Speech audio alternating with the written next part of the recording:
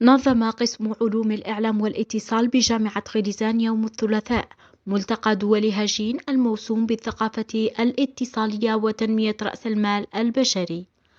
احتضنت فعاليات الملتقى قاعة المحاضرات 4000 مقعد.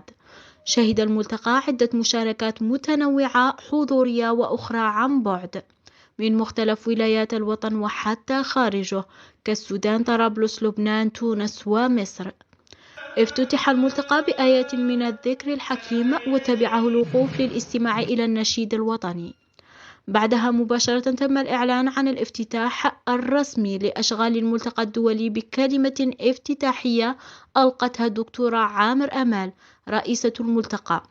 أما المداخلة الافتتاحية فكانت من طرف الأستاذة الدكتورة مي عبد الله، والتي أطرت لنا مفاهيم حول الثقافة الاتصالية، الاتصال التنظيمي، وعرض مجموعة من المقاربات التي تساهم في السير الحسن للعلاقة التي تسود بين الموظفين في المؤسسة.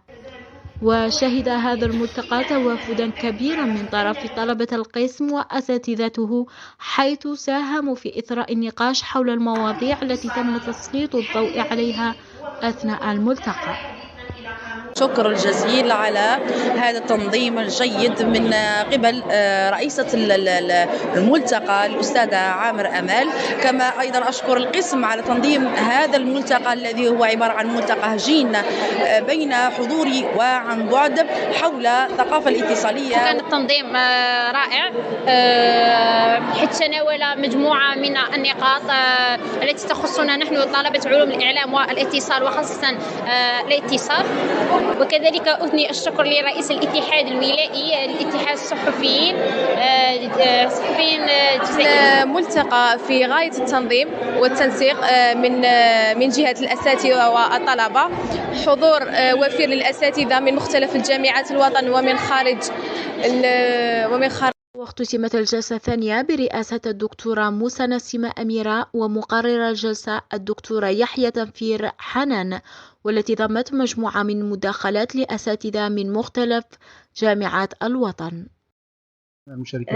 هي نوعية المداخلات كانت بداية كانت مفاهيمية، ثم إعطاء نماذج عن ثقافات اتصالية ورأس مال بشري في المؤسسة، وتسليط الضوء على عنصر مهم هو دور تكنولوجيا الإعلام والاتصال في تطوير الثقافة الاتصالية، وكيف يواكب رأس المال البشري وكيف يقوم برسكلة مؤهلاته تماشيا مع متطلبات العصر. بالنسبة للمداخلات عرف الملتقى تنوع كبير من حيث المداخلات ومن حيث التخصصات، سواء في علوم الإعلام والاتصال والعلوم الاجتماعية بجميع تخصصاته وعلم النفس وحتى علوم التسيير والعلوم الإدارية. فكانت هناك مداخلات هجينة في اليوم الأول. أما اليوم الثاني ستكون مداخلته كلها افتراضيا.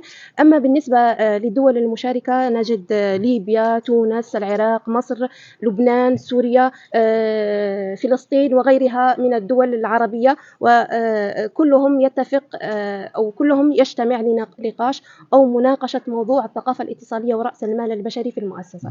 اليوم في كل المواضيع الأكاديمية والبحثية والعلمية